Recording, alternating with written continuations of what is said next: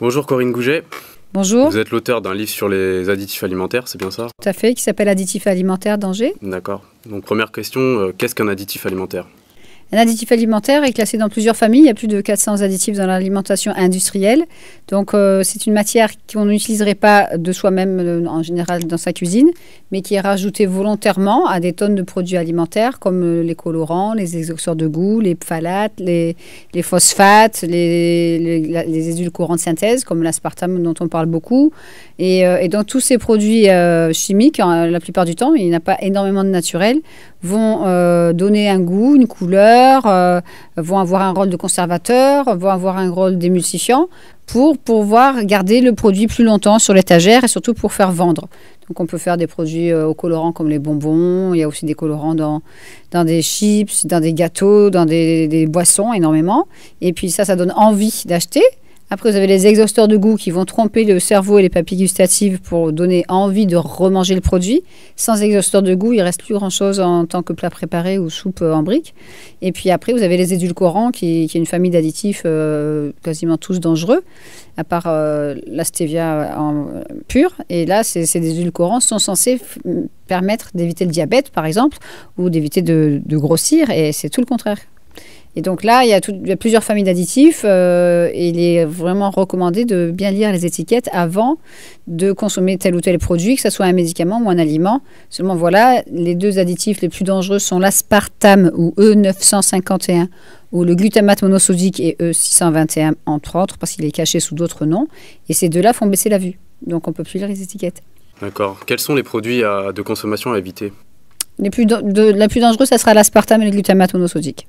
Mais par exemple, les produits de consommation, je ne sais pas, les chewing-gums. Alors, l'aspartame en France, c'est d'abord l'industrie des chewing-gums qui est plus importante. Il y a aussi des petits bonbons sous différentes marques sans sucre qui sont assez dangereux, mais on imagine que c'est aux plantes ou que c'est bon pour la laine parce qu'on a fumé ou parce que... etc., etc. Après, on a les boissons qui contiennent énormément d'aspartame. Donc, il y a les sodas les plus connus. Après, il y a des boissons qui sont soi-disant aux agrumes ou au citron. Et là, il n'y a plus marqué light. Donc, il faut bien faire attention. Il y a marqué édulcorant, entre parenthèses, E950. Ça, c'est pour l'acésulfame K, qui est un édulcorant de synthèse qui peut éventuellement provoquer à la longue des cancers et des leucémies. Et l'aspartame. Souvent, les deux sont utilisés en même temps dans des boissons et des chewing-gums pour cacher le mauvais goût de l'aspartame. Donc là, on devient indépendant. Vous avez aussi des yaourts, mais la bonne nouvelle, c'est qu'on a une marque française de yaourt qui est en train de retirer l'aspartame de ces yaourts, de différentes marques. Vous avez des limonades pas chères et des boissons à premier prix. Donc, il n'y a plus marqué light, forcément. Des fois, c'est marque premier prix. Et là, il y a marqué soda aux édulcorants. Mais le souci, comme je disais tout à l'heure, on arrive à un point où on se retrouve avec des sodas aux édulcorants ou des limonades aux édulcorants qui sont moins chers qu'une bouteille d'eau. Et comme les gens, l'eau, ça n'a pas de goût, ils vont acheter ces choses-là en disant que c'est aux édulcorants, c'est bon pour ma ligne.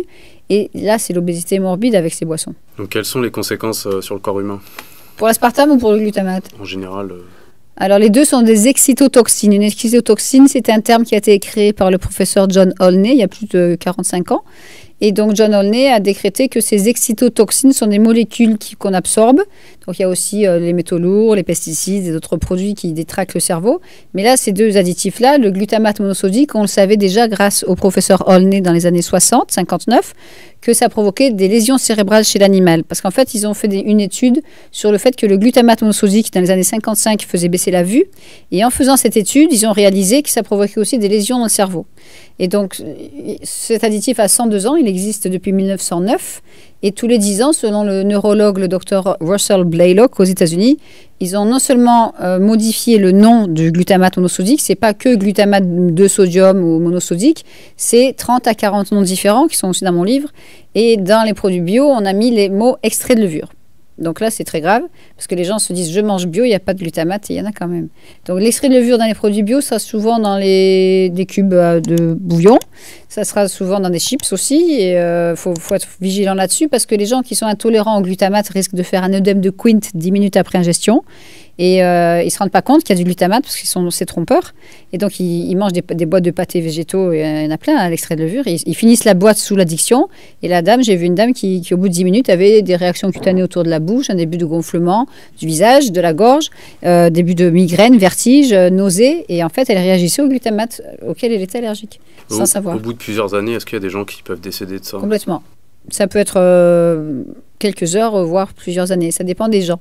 Donc, il y a des gens qui vont vous dire, comme on le voit très bien dans le film Faux sucre, vrai scandale, où le professeur Blaylock dit, il y a des gens qui disent qu'ils n'ont rien, donc ils consomment des tonnes de produits à l'aspartame ou au glutamate, mais le jour où ils vont avoir quelque chose, ça peut être un AVC, un arrêt cardiaque fulgurant, une tumeur au cerveau, Alzheimer, Parkinson. Bon, quand on a Alzheimer et Parkinson, selon toujours le docteur Blaylock, c'est qu'on a 90% des neurones qui ont été détruits. Donc c'est un peu tard pour faire marche arrière. Maintenant, pour les maladies aussi graves, je ne vois pas de moyen d'aller en arrière ou de récupérer la santé. Mais j'ai eu beaucoup de cas où les gens vont mieux. Si vous allez sur mon site dans santéendanger.net, dans l'actualité, il y a aussi témoignages. J'ai plusieurs témoignages de personnes qui vont mieux. Donc je me suis demandé depuis pas mal de temps si c'était possible que le corps refasse des neurones. Parce qu'on a l'histoire extraordinaire de la jeune femme que vous allez voir dans Faux sucre, vrai scandale, qui s'appelle Corey Brackett, et qui, elle, à l'époque, en 2002, avait 34 kilos en trop. Elle était en fauteuil roulant avec une sclérose en plaques et elle avait près de 14 taches dans le cerveau. Et depuis qu'elle s'est fait désintoxiquer, etc., bon, ça a pris 2-3 ans, elle est guérie de sa sclérose en plaques. Donc, il y a bien quelque chose qui se passe. La dame que j'ai aidée aussi, qui s'appelle Danielle, et que j'ai aidée à quitter son fauteuil roulant en 1 an et demi, mais elle mangeait des bonbons Ricola toute la journée. Pendant 15 ans, aujourd'hui, elle danse le rock et le tango argentin, elle a 63 ans, c'est que du bonheur. Donc, c'est qu'il y a bien quelque chose qui se passe pour que la motricité revienne. Et donc, j'ai été très récemment invitée en Italie par un professeur en psychiatrie qui s'appelle Paolo Cioni et avec un avocat qui s'appelle Marco. Ils ont fait un livre sur les neuroesclaves aux éditions Macro Éditions. Et ils expliquent comment on manipule les gens. Et donc, on a fait une conférence à 4 avec une psychologue pour enfants, l'avocat, le psychiatre et moi. Et moi, j'ai été chargée d'expliquer aux gens comment l'agroalimentaire manipule les gens par de la publicité. On a parlé tout à l'heure de sans colorant, sans conservateur, sans exhausteur de goût, alors qu'il y en a quand même des fois dedans, en exhausteur de goût. Et le fait que c'est bon pour la ligne ou toutes ces phrases qu'ils utilisent pour attirer le client. Et en fait, le client s'intoxique sans savoir. Et pourquoi les autorités n'interdisent pas cela? Les autorités sanitaires, c'est très simple. On sait très bien, on a vu dans plusieurs films comme Notre reposant quotidien et même il y a une petite vidéo qui s'appelle Tout savoir sur l'EFSA en 3 minutes sur YouTube. Il est conflit d'intérêt. C'est énorme, c'est énorme. Donc ces gens ne sont pas indépendants, ils se basent sur des études payées par les lobbies, et les lobbies ne vont pas dire ce que je vends, c'est dangereux. Donc ils s'arrangent pour faire des rapports truqués. Qui se cache derrière tout ça? Les lobbies, c'est quelles entreprises? C'est qui exactement? Vous voulez des noms? Ouais. Oula. Vous avez différentes lobbies. Le plus gros, c'est d'abord, vous avez le fabricant d'aspartame, c'est Ajinomoto. Et si vous allez sur YouTube, il y a une petite vidéo qui s'appelle Enfant, tu bats essai sur pattes, donc c'est Sue Dungate qui est en Australie, qui fait lire les étiquettes aux enfants depuis 21 ans, et elle n'ose pas parler d'aspartame. Parce qu'elle a peur de ce lobby, de ce Ajinomoto. Et Ajinomoto fabrique malheureusement de l'aspartame en France aussi. Ils ont une usine depuis 20 ans où ils font des tonnes d'aspartame par an.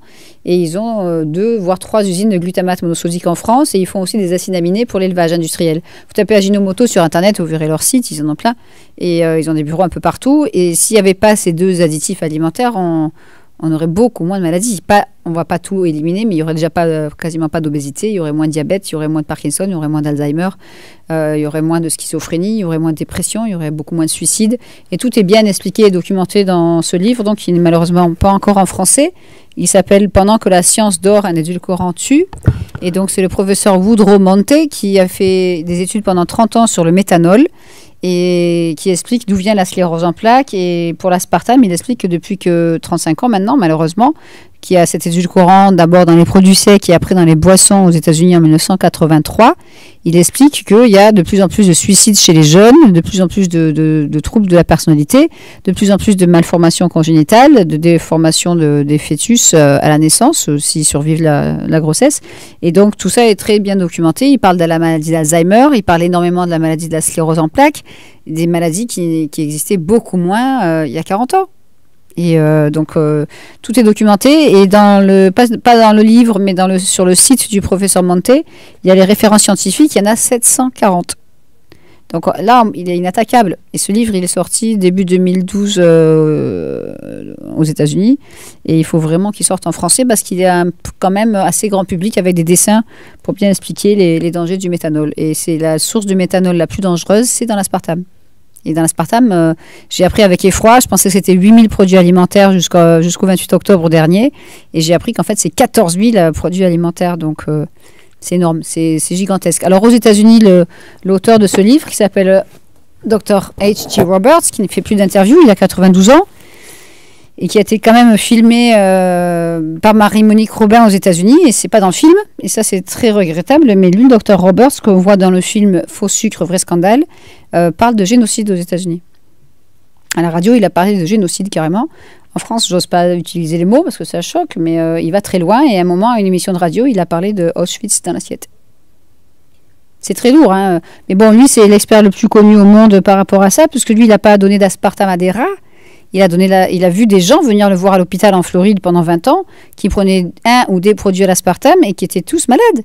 Donc, il a analysé tout ça pendant 20 ans et il a fait ce livre qui est sorti en 2001, 2002, et qui fait 1020 pages. Donc, moi, ce livre, je l'ai beaucoup utilisé, comme vous voyez, et j'ai vu plein des milliers de gens malades avec les mêmes symptômes. Donc, il n'y a pas de fumée sans feu. Je veux dire, on peut bien sûr avoir des migraines parce que on a trop travaillé, on s'est concentré, ou c'est un peu héréditaire des fois. On peut avoir des problèmes de vue ou perdre ses cheveux parce que c'est héréditaire. On peut être fatigué parce qu'on a fait un peu trop de sport ou on est stressé. Mais si on prend un ou des produits à l'aspartame, même si c'est une petite dose tous les jours, et qu'on a les cheveux qui tombent, la vue qui baisse, les sauts d'humeur, les trous de mémoire, les crampes, les tremblements des jambes, là, il faut se poser des questions. Moi, je vous garantis, le questionnaire qui est dans ce livre, je l'ai rempli avec plus de 160 personnes. Au minimum, c'est 3-4 effets secondaires, c'est très rare, mais en général, c'est 35. Et les adolescents, c'est entre 15 et 20 effets secondaires de la liste. Des exemples d'effets secondaires? Ah oui, complètement. En général, si c'est une addiction au chewing-gum, c'est perdre des cheveux sur le dessus de la tête progressivement, au milieu. Donc ça tombe là. Dans les jeunes filles ou les adolescentes qui mâchent énormément de chewing-gum, ils adorent ça. Mais en fait, elles mettent des barrettes, des foulards ou des choses comme ça. Les garçons, ils mettent du gel. Puis quand il n'y a plus beaucoup de cheveux, ils rasent parce que c'est à la mode. De toute façon, je suis un garçon, mais j'ai vu des filles avec des perruques à 17 ans. Hein. Après, c'est des addictions, c'est des troubles du comportement, des troubles de mémoire. J'estime qu'à peu près 9 mâcheurs de chewing-gum sur 10 ont des lunettes, parce que le méthanol attaque le nerf optique. Il y a des réactions cutanées, énormément. Sur le front d'abord, après le visage, il peut y avoir des boutons, des cloques, des psoriasis sur les ongles. Moi, je vois des gens qui mâchent des chewing-gums depuis qu'ils sont tout petits, ils ont 38 ans.